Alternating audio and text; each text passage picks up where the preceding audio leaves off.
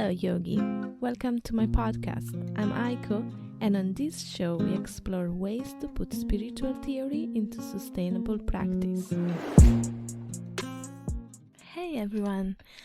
If you remember, like some months ago, I published a video where I explain the inner seasons of the menstrual cycle. If you're listening to me on Inside Timer, then you will find an episode that you can listen. It's called Woman's Inner Seasons. And otherwise, you can find the video on my website, aikoyogareiki.com. So, in this video, I explain and explore also the inner seasons in our menstrual cycle. Just to recap briefly, we say that the first phase of the menstrual cycle is our inner winter and correspond with our moon time. We are more reflective, and there we have the elements of earth, water, air and ether, because we connected this inner season also with the elements of Ayurveda. So we say that Ayurveda is one of the world's oldest form of holistic medicine and still widely used today. In Ayurvedic medicine, the idea is that the world is made up of 5 elements, which are space, water, ether, fire, and air. And these elements are divided in 3 main groups called doshas. We have Vata, Pitta, and Kapha. Vata is air and ether, Pitta is fire and water, and Kapha is earth and water. So that's why I was speaking about the elements in the first season, which is the winter season. Then we have the second season, which is the pre-ovulation time of our menstrual cycle, that corresponds with our inner spring. We are dynamic, and the elements here are earth and water, and correspond with the waxing crescent moon cycle. Then we have the third season, which is the ovulation, our inner summer, where we are expressive. It's correspond with the full moon, and it contains the element of fire and water. And then we have the premenstrual part, which is our inner autumn, where we are more creative and correspond with the waning crescent time of the moon, and contains the elements of air and ether. In this time of, in this phase of our menstrual cycle, we are usually getting, if we have PMS, you usually start having the symptoms in this premenstrual phase. That's why it's very important to get to know yourself, to get to know when it's this time of the month for yourself, and canalize the energy in another direction, which is the creativity.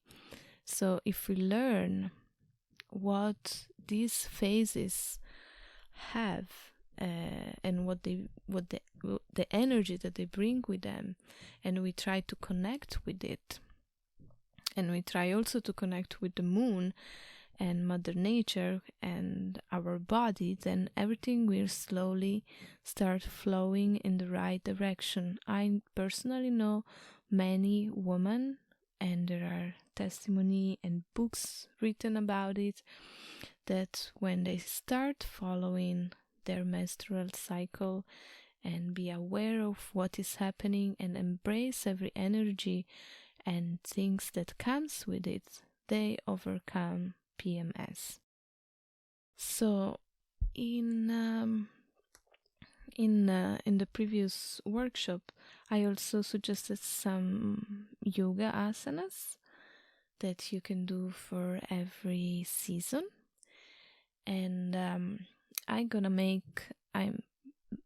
making it right now actually, a course like that will be 28 days day course where we will do some kind of meditation, pranayama, and I will explain little more in details every season, and we will do some yoga session for your inner seasons. The asanas that I suggested last time are for the inner winter: Surya Namaskar, Bhujangasana, Vashisthasana, Viparita Karani, and I'm gonna say them just very briefly.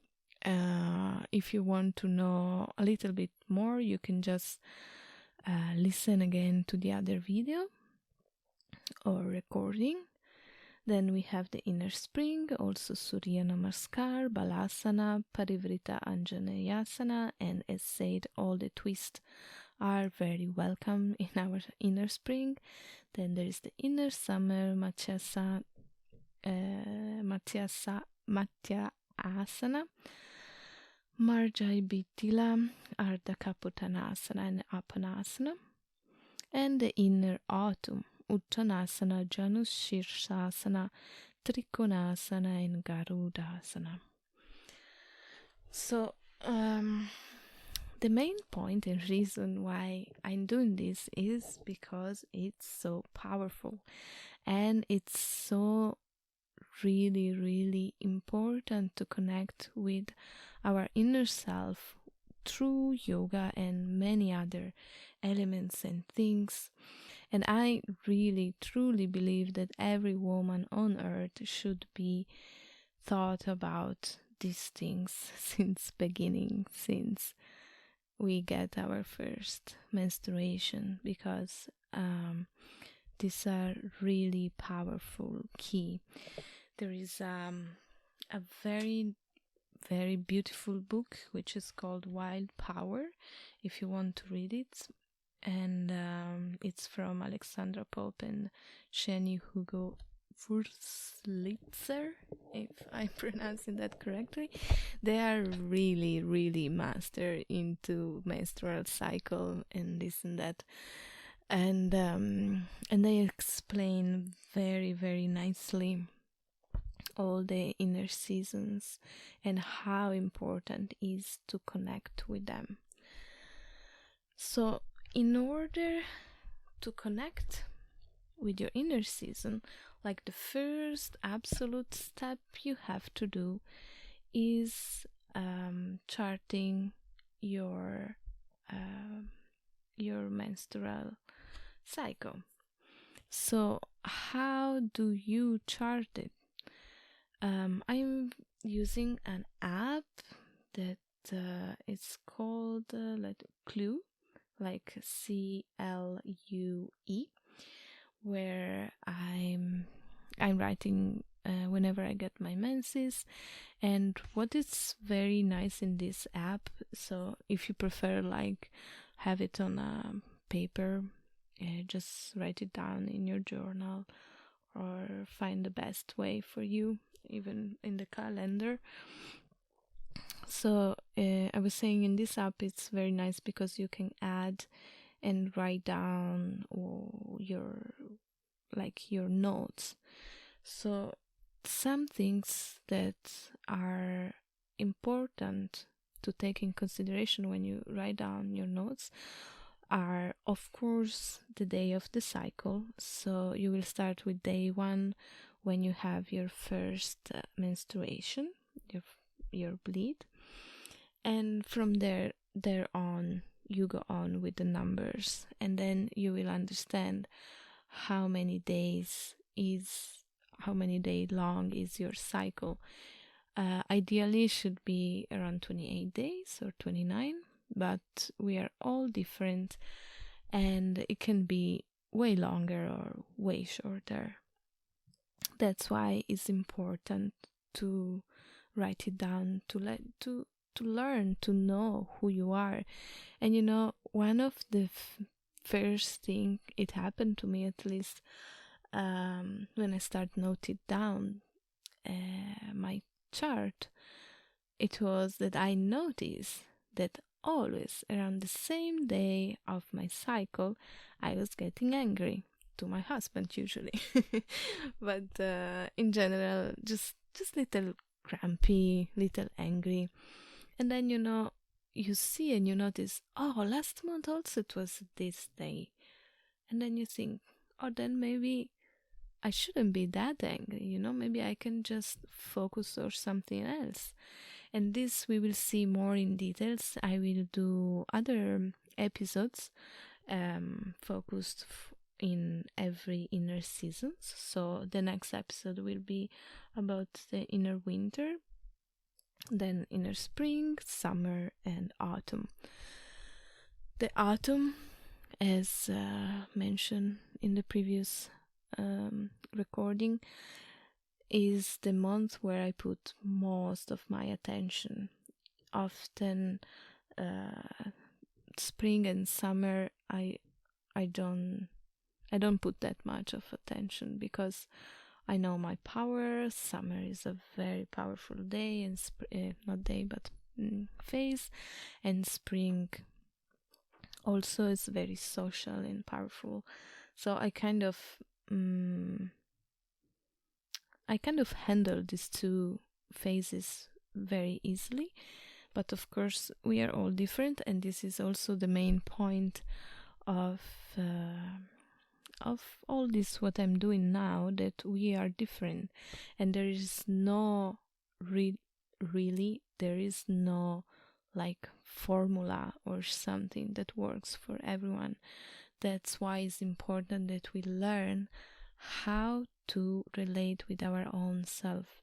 So what I'm doing here is I'm giving you tools in order for you to learn more about yourself and then move accordingly.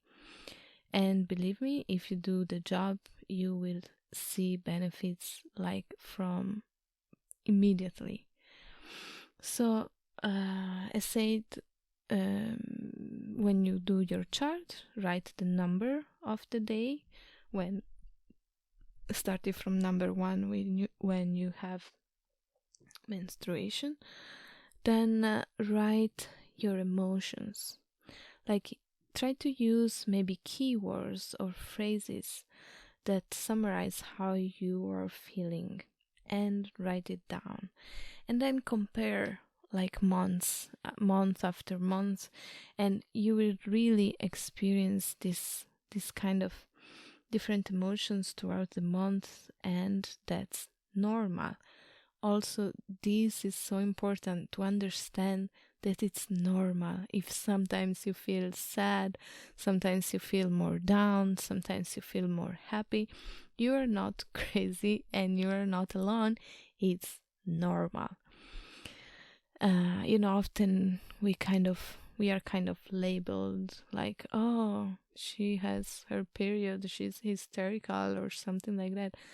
That's absolutely not how it is. You are not hysterical, and that's just normal, period. Then start taking notes also on your physical symptoms. Like, this is very great to keep track of, because like our emotions, our bodies change through the month and reflects the hormonal changes that are occurring. This is also our physical symptoms are working in the same way. So also for ladies, of whoever of you is trying to have a baby, that's also influencing, and this is important to know. Another thing to take note in your chart is our life events. Like, what I mean for life events is not like my birthday, Christmas, or Easter. Is just all the things and things that are happening around during that day. Like, oh, today I'm feeling excited and super happy, and it's my day 20. And then write also down what actually happened that day, because then also you will see connection on how actually things are happening, also according with your mood and energy and things like that. So write down also what is happening around that in these days. And last but not least, the moon phases. It's really helpful to note when the full and new moon are in relation to your cycle. History shows us that we are closely aligned to the moon through our cycle, and ideally we would ovulate at the full moon and bleed at the new moon. This doesn't mean at all that you should try to sync your menstrual cycle with the moon, but this is what is ideally happening energetically. But like now, I'm quoting from the book Code Red, which is very nice, and I suggest you to read that also if you want. And here it says that, like, for example, I bleed always. I mean, not always, but at least since I'm taking notes of when I'm bleeding, I'm always bleeding during the full moon. So she's writing, you are being called to share your work. If you're bleeding during the full moon, you are being called to share your work, medicine, and experience with the collective. Bleeding at the full moon is a call to use the vitality and potent power of the full moon, along with the release of menstruation, to bring something into being, to create, birth, and nourish outwardly for the world. It will be no surprise that right now many women will be bleeding with the full moon, because they are being called to act and create in response to political and environmental situations. Their work here is to turn rage into creative action. And I totally feel it. I absolutely think that's very, very related with me. And of course, she's writing also the meaning of what we are called to when we are bleeding in different phases of the moon. So if you are wondering, just let me know and I will tell you. Write down in the comments or just write me a private message. I'm very happy to be in contact with you. Yeah, so this was pretty much what I wanted to share with you for this time. So the importance to chart your menstrual cycle. And then we will go through every phase during the next episodes. I would like to share with you also the some of the inner powers of every season. And we start with the inner winter. So during the inner winter, you have detachment, and this is very, very good. You have the power to detach from what is unfavorable from your life, for your life, and let it go, because there is nothing bad to detach for something which is unfavorable for your life. Then you have inner connection, effortless presence, stillness, expansive awareness and altered states of consciousness, restoration, purification, bliss, acceptance, forgiveness of self and others, receiving love, self-love, intimacy and union, experiencing all life as sacred, and visioning, inner guidance and instruction. As said before, you are very much inward during your inner winter, and this is very beautiful, and it really, really helps you to literally go inward and see and follow your inner guidance and instructions. Then we have the inner spring, the pre-ovulation, and here your inner powers are tenderness, innocence, containment, curiosity, playfulness, imagination, surging energy, desire, focus, motivation and enthusiasm, positivity. The inner spring are literally, you have to think like the seasons outside, and you will see all these things are so much connected. And then we have the summer, which is our ovulation, and your inner powers are outward focus, loving others, visibility, optimism, taking charge, mastery, high energy, charm, magnetism and attraction, generosity, diplomacy, being in the flow, allowing, gratitude and pleasure.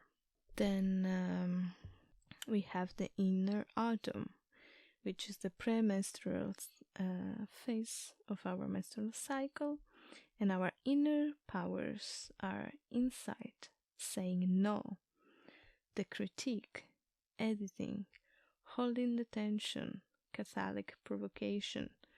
Also, it's important to know these things, because then, like with awareness, like if you know that in this time of the month you are Catholic, you have Catholic provocation, then you will try to balance that too, because then you don't want to overwhelm the people around you. Let's go on with truth speaking, that some people don't like. But I many times been criticized because I'm too sincere, they said. But I think it's very important to be sincere, and if somebody don't like to listen what you have to say, then maybe it's better like this, to keep some distance. So we go on with the channeling, drifting, abandoning all responsibility and discernment. So I just wanted to give you this list of superpower we have, that as said before, I went through Wild Power, the book. Many things I'm saying I'm taking from there. And why it's important to know these inner powers, because when you start chart your menstrual cycle, you will feel and you will see many of these things during the designated days of your inner seasons. And then you may think, oh, why I'm feeling like that? Oh, but yesterday I was not feeling that. And I really want you to know that it's absolutely, totally normal. So it's a little bit like if you think about the seasons outside, like if it's summer, you go around with shorts or very light clothes, you dress in a certain way. You don't go around like you're going around during the winter. In the winter you don't go around with light clothes. Why? Because otherwise the nature will tell you that's not the way. We are meant to work together. We are cyclical beings, and then what? And then you get sick. So your inner self and will tell you that's not the way. Move on the other side. And if you need to rest, like in our inner winter, we really need to rest, take small steps, withdraw from the world outside, then we should do that, because otherwise our body will make it sure we're gonna take rest by having some headaches or cramps or just being crampy. So if we know this already before, then we move accordingly, and we use this energy, we use this withdrawing as a inner power in order to just do the best we can in our life. And this is just so powerful and important to tell to every one of us, because in ancient time those things were taught since beginning. Like I know Aborigines, for example, right now still, women, they know when they go to bleed, because they know themselves, they know their body, they can feel it. They go to the woods, then they stay there, they bleed, and then they keep going on with their life. And we definitely don't have this control because we lost it over the years. So it's very important to get to know ourselves. There's nothing more important than that, because at the end in our life, the only person who is there from beginning to the end is ourselves. So it's so important to get to know ourselves and to try to be the best we can, and connect with nature and Mother Earth. So that's it. I think I will leave you for now and see you for the next episode, where I will talk about our inner winter. I hope this episode fulfilled its purpose of inspiring you. If you like it, feel free to share it, give a review or a rating, subscribe. And if you have any questions, please get in touch at aikoyogareiki.com. Namaste.